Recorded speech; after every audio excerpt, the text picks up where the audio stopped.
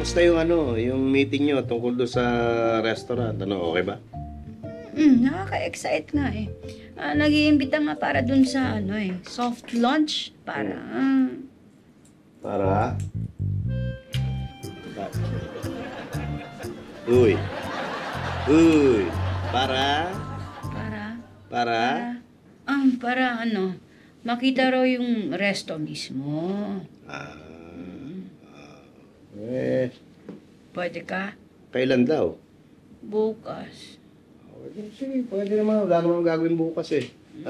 Pwede ba magsama? Pwede raw. Para ma-experience yung konsepto ng restaurant. Ano ba yung konsepto niya? Uy, ano ba yung konsepto niya? Hindi get?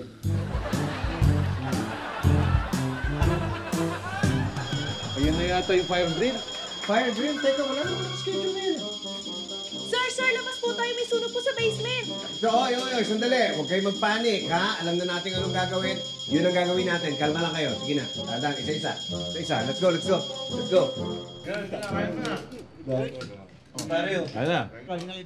Oh, boys. Si Chito ang gagayahin nyo. Kahit anak siya ni Sir Pepito, volunteer pa rin siya sa atin. Oh, boss, wala po yan. Basta gusto ko lang din po talaga makatulong. Yun lang yun. Dahil dyan, lalabas tayo mamaya. Uy! Tayong lahat? Oo, ililibre ko kayo. Kayong lahat. Gagalingan nyo lang, ha? Sino magbabantay dito? Sino? Fine. Sige na. Ako na. Total, wala rin naman akong balak sumama sa inyo mamaya. Go, have fun. Kasi sa totoo lang nababore na ako. Like, kailan ba talaga tayo re-responde sa sunog? Puro tayo training. Wala naman tayong ginagawa.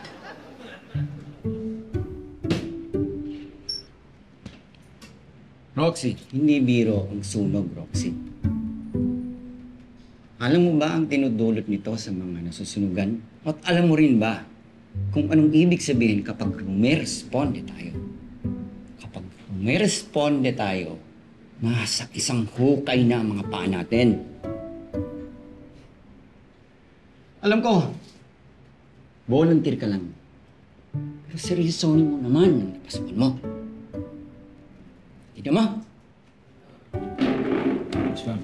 Tama na yan. Sorry.